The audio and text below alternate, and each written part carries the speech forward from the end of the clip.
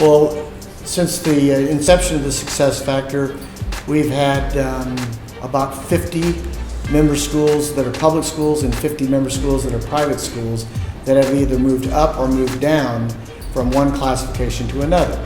So it does affect how those classes are set up, and ultimately it could even affect where we host some of those events. So it's changed the way the classes are formatted, and it also changes who is in each of those tournaments, each school and what tournament they reside in for the 2-year period in that particular sport. So it does have an effect.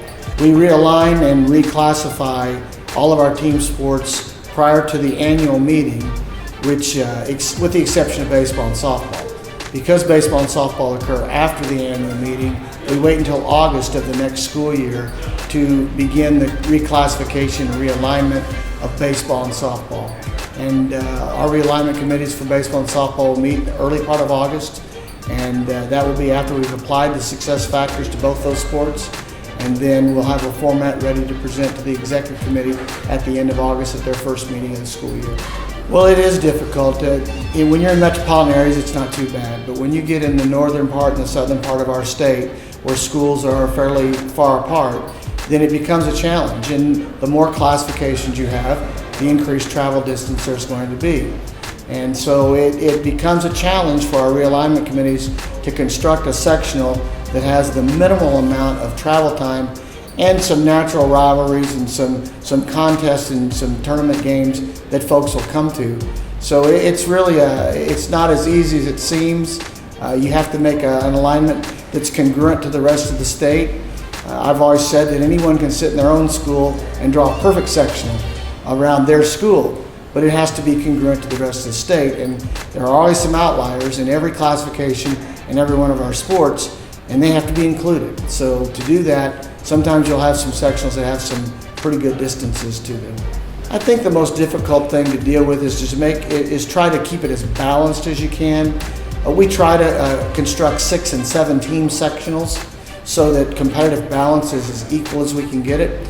And we've done both. We went through a period of time when travel expenses were very high, and so our membership was more concerned about distance. And so we had some 5-team sectionals that would be right up against an 8-team sectional.